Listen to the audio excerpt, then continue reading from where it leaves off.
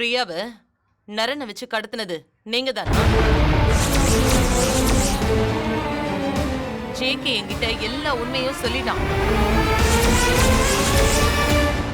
இப்ப சொல்றேன்,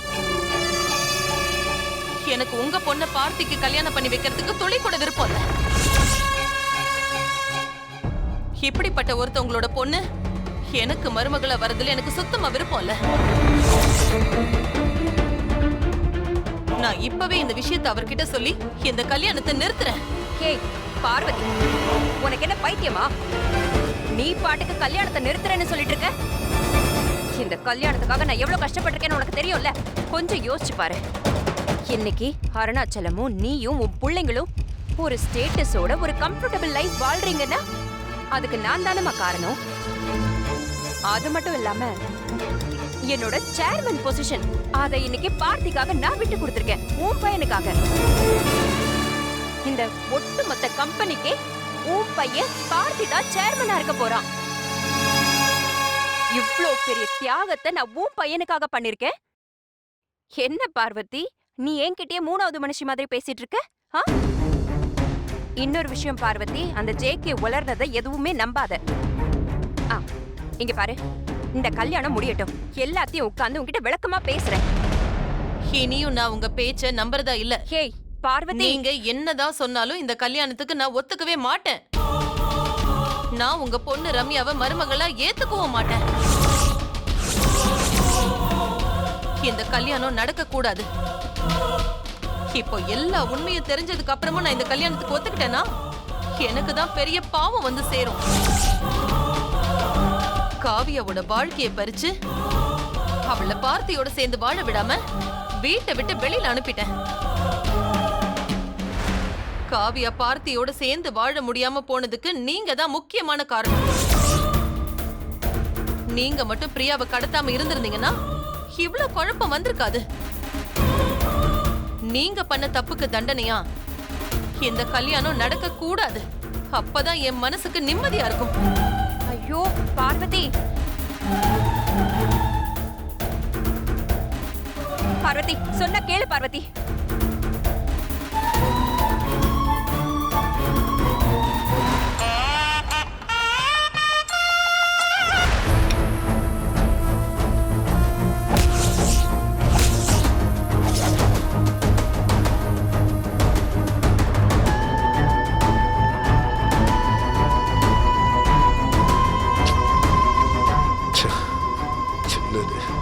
லாக்காய் உட்காந்துருக்கோம். எப்படியாவது வெளியில போகணுமே.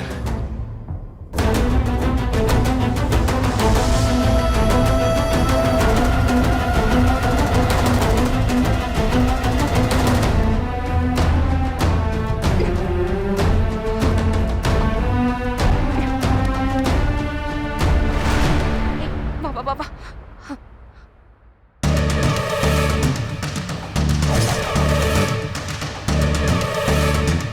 சீக்கிரம்.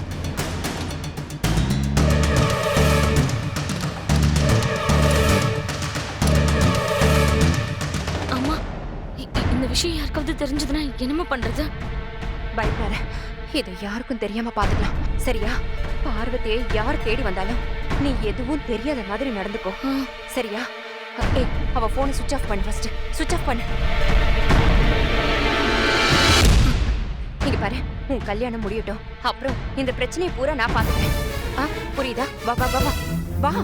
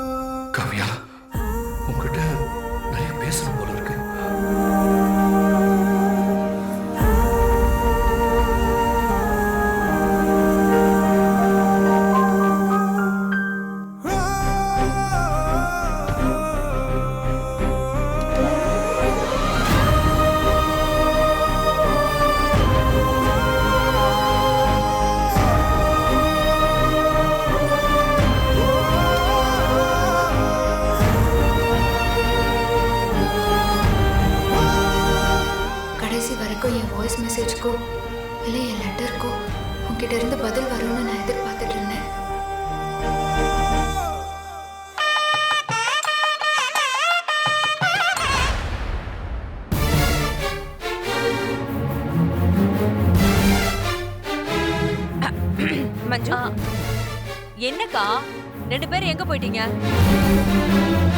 அது ஒண்ணும் இல்ல. எல்லாத்தையும் எடுத்து வச்சிட்டியா? எல்லாத்தையும் எடுத்து வச்சிட்டேன்க்கா. சூப்பர். அக்கா அருணாச்சலம்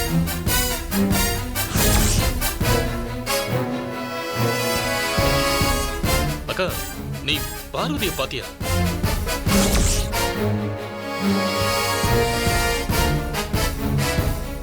அண்ணே அண்ணி கீழே தானே இருந்தாங்க. இல்ல மஞ்சுமா, அவ கீழே இல்ல, நான் தேடி பார்த்துட்டேன். அதான் இங்க வந்தாளான்னு கேட்கலான்னு. ரம்யாம்மா, மாமா பார்வதி வந்தாளா இங்க? நான் பார்க்கல மாமா.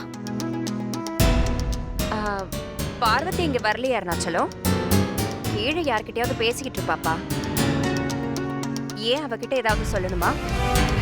இல்ல ஒண்ணு இல்லக்கா, நான் பேசிக்கிறேன்.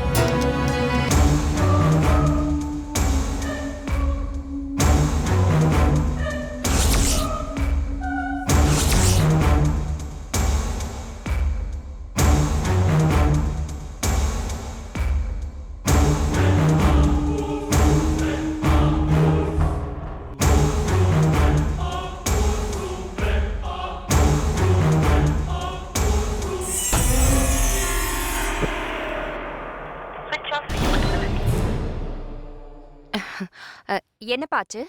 இல்ல அவ போன் சுவிட்ச் ஆஃப் ஆயிருக்கு. ஓ,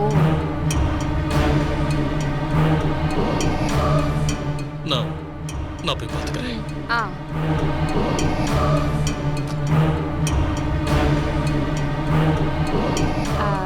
மஞ்சு அக்கா, கீழே பந்தி ரெடி ஆயிடுச்சான்னு கொஞ்சம் கிச்சன்ல போய் பார்த்துட்டு வந்துடுறேன்.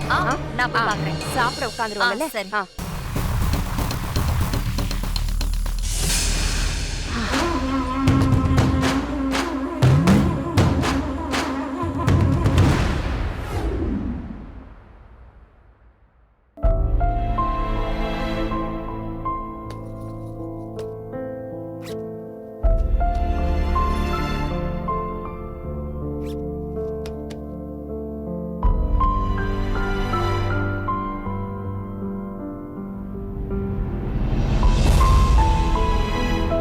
ஹலோ ஆர்த்தி.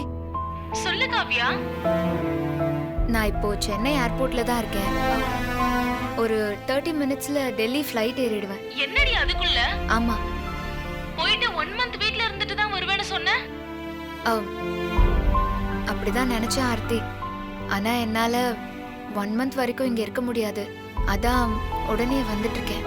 சரி காவ்யா, அப்ப நீ பார்த்து சேஃபா வா. நான் உன்னை டெல்லி ஏர்போர்ட்ல வந்து பிக்கப் பண்ணிக்கிறேன். Happy journey Kavya. By.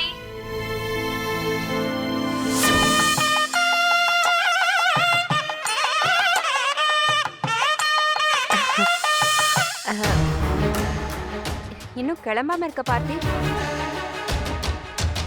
Ramya ready ஆயிட்டா, நீயும் ரெடி ஆயிட்டா, மணவரைக்கு போயிடலாம். ஐயர் வேற பொண்ணு மாப்பிள்ளைய சீக்கிரம் கூட்டிட்டு வர சொல்றாரு. நீங்க போங்க, நான் அப்புறம் வரேன்.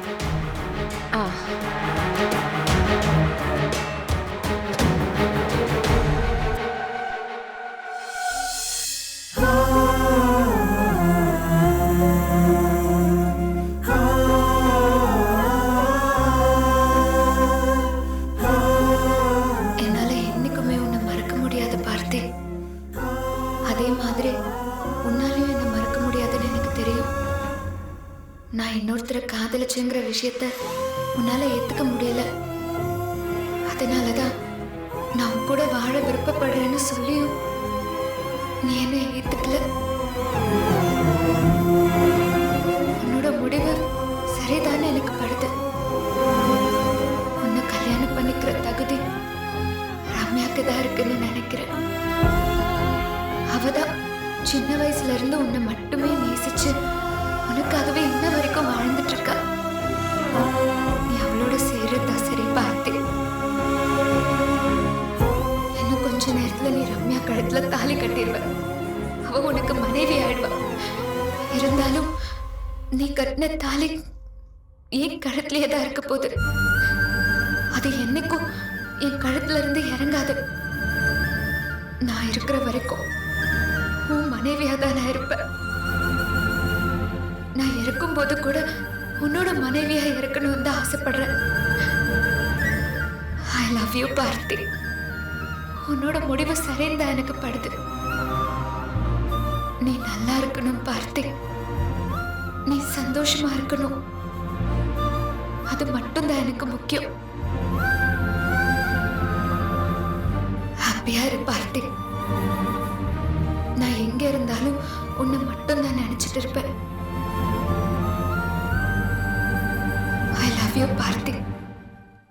ஐ லவ் யூ.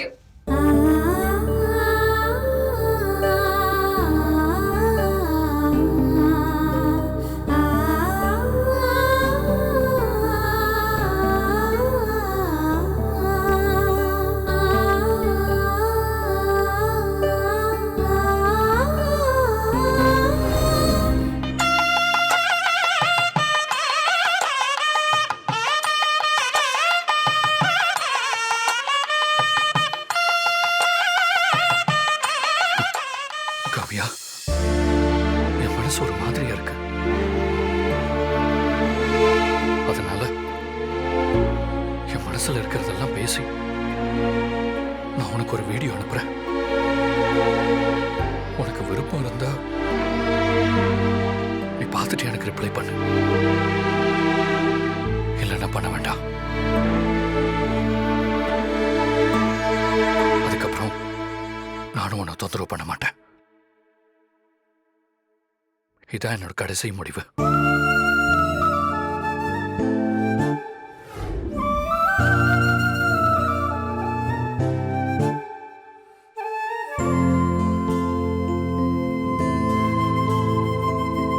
காவியா,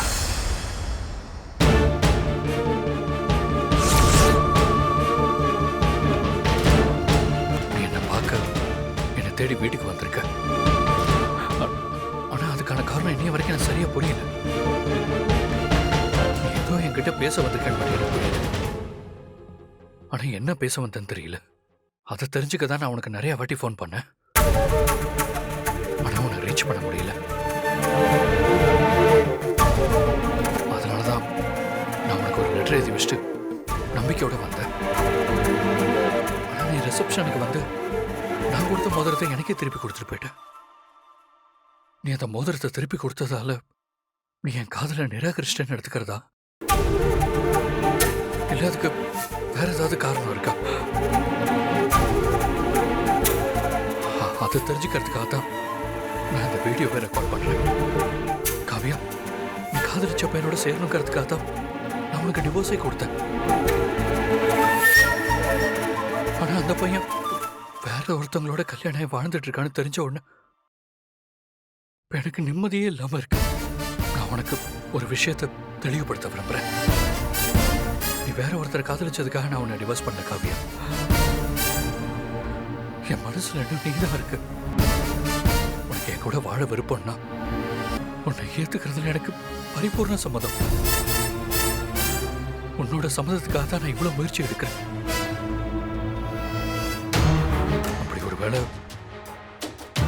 உனக்கு என்னை ஏத்துக்கிட்டு வாழ விருப்பம் இல்லைன்னா இந்த வீடியோக்கு நீ ரிப்ளை பண்ண வேண்டாம். உனக்கு அதுல விருப்பம் இல்லை, நானே புரிஞ்சுக்கிறேன். நான் என் மனசுல கண்டிப்பா நீ என்னை ஏத்துப்பேன்னு எனக்கு நம்பிக்கை இருக்கு. அந்த நம்பிக்கையில மட்டும்தான் இந்த வீடியோவை ரெக்கார்ட் பண்ணி அனுப்புறேன். உன்னோட பதிலுக்கா நான் காத்துக்கிட்டு இருக்கேன்.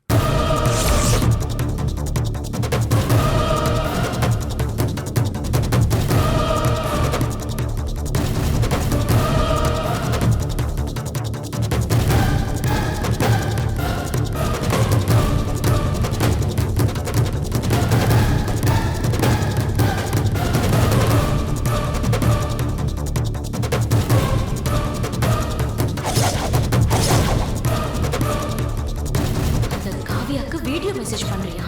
உன்னை இனிமே அவ கூட சேரவே விட மாட்டேன் மாமா. நான் தான் உனக்கு எப்பவுமே.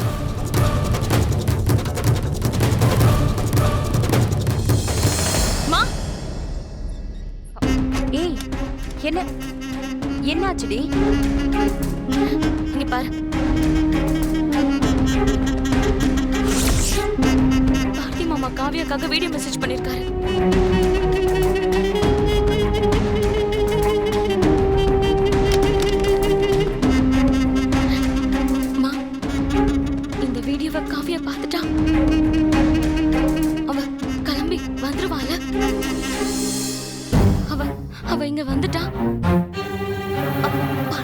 கல்யாணத்தை நிறுத்திட்டு வரமா? ஏய்,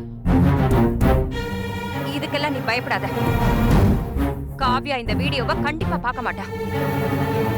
அப்படியே அவ பார்த்தாலும் அவளால கண்டிப்பா இங்க வர முடியாது. இங்க பாரு, நீ பயப்படாம இரு. எல்லாத்தையும் நான் பாத்துக்கிறேன். சரியா? நீ போ, என்ன வேலை இருக்கோ அதை பாரு. நான் பாத்துக்கிறேன். நீ போ ரம்யா, நான் பாத்துக்கிறேன்னு சொல்றேன்ல.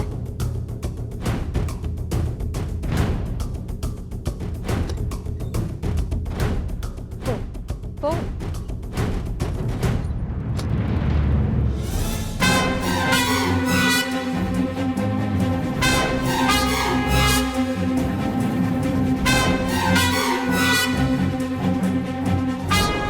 தனிகா எங்க இருக்க? லோக்கல்ல தான் மேடம் இருக்கேன். ஓகே.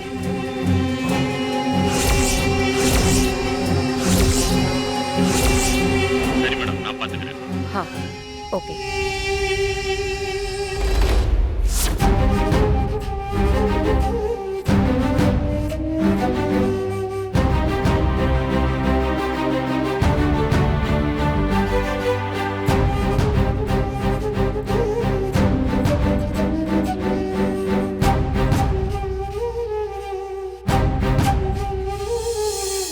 யார் நமக்கு இதை அனுப்பியிருக்கா? ஃப்ரம் அட்ரஸ் வேற இல்லை. வச்சு பார்க்கலாம்.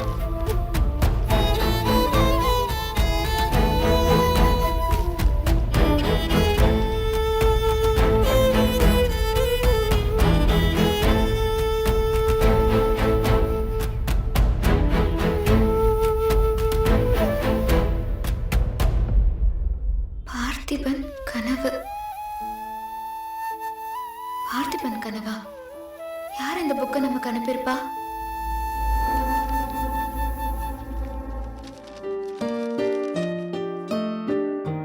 காவியம், நீ என்னை பார்க்க வந்திருக்க, என்கிட்ட பேசணும்னு முயற்சி பண்ணியிருக்க. உன்னை காதலிச்சவர் உன்னை மறந்துட்டு வேற ஒரு கல்யாணம் பண்ணி புது வாழ்க்கை ஆரம்பிக்கும் போது நீ என் பழசெல்லாம் மறந்துட்டு என் கூட வாழக்கூடாது. நீ நேசிக்கிறவரை விட நான் உன்னை நல்லாவே பார்த்துப்பேன். உனக்கா கடைசி வரைக்கும் நான் உங்களோட வர தயாரா இருக்கேன். உனக்கு விருப்பம் இருந்தா என்னோட சேர்ந்து வாழணும்னு நினைச்சா நீ தாராளமா எனக்கு ஃபோன் பண்ணி உன்னோட சம்பளத்தை என்கிட்ட சொல்லு. உன் வருகைக்காக காத்திருக்கும் பார்த்தி. இந்த பார்த்திபனோட கனவு நிஜமாகுமா?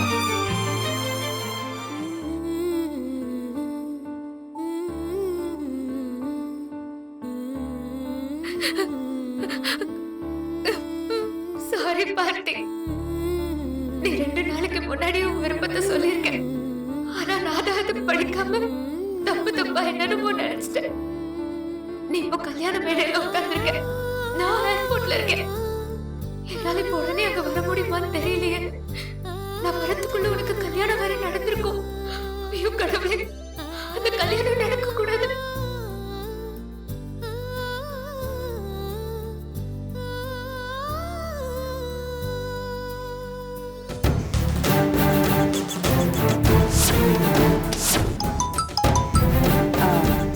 சொல்லு தனிகா. மேடம், நீங்க சொன்ன மாதிரியே காவியாவோட போன் அடிச்சிட்டேன். Very good. இப்போ அந்த போன் என்கிட்ட தான் இருக்கு. நீ உடனே அந்த போனை ஸ்விட்ச் ஆஃப் பண்ணிடு. உன்கிட்ட இருந்து நான் அதை அப்புறம் கலெக்ட் பண்ணிக்கிறேன். Oh, okay madam. ஓகே.